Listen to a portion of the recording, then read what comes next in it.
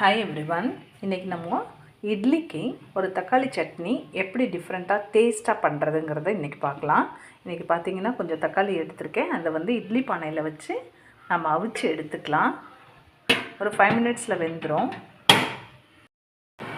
வெந்து எடுத்து தக்காளி பழத்தை தோல் உரித்து எடுத்து வச்சாச்சு. இப்போ பார்த்திங்கன்னா கொஞ்சம் சட்டியில் எண்ணெய் விட்டுட்டு இந்த எண்ணெயோட கொஞ்சம் கட் பண்ணி வச்ச ஆனியன் போட்டுக்கலாம். அதோடு சேர்ந்து கொஞ்சம் பச்சை மிளகாய், தென் பூண்டு,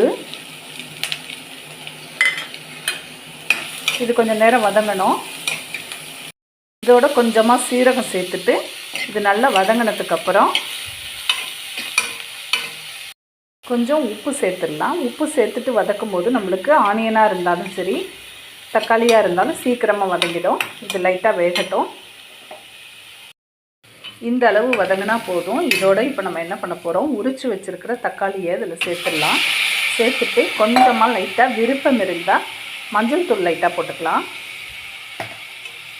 போட்டுட்டு இதை அப்படியே மத்து வச்சு, நம்ம இதுக்கு மேலே தக்காளி வதங்க தேவையில்ல, மத்து வச்சு இதை நம்ம நல்லா மசிச்சிடலாம். உப்பு சேர்த்து தக்காளி நல்லா மத்து வச்சு அழகாக மசிச்சாச்சு. இதோட தாளித்து கொட்டிட்டு இட்லியோட ஷேர் பண்ணோம்னா ரொம்ப சூப்பரான டேஸ்ட்டாக இருக்கும். தாளிக்கும் போது லைட்டாக பெருங்காயத்தூள் சேர்த்துக்கோங்க.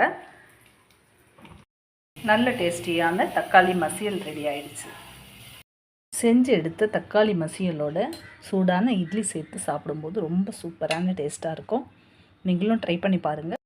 உங்களுக்கு இந்த வீடியோ பிடிச்சிருந்துச்சுன்னா என்னுடைய சேனலுக்கு ஒரு லைக் பண்ணுங்கள், ஷேர் பண்ணுங்கள், சப்ஸ்கிரைப் பண்ணுங்கள். சப்போர்ட் பண்ண மறக்காதீங்க. தேங்க்ஸ் ஃபார் வாட்சிங். தேங்க்யூ.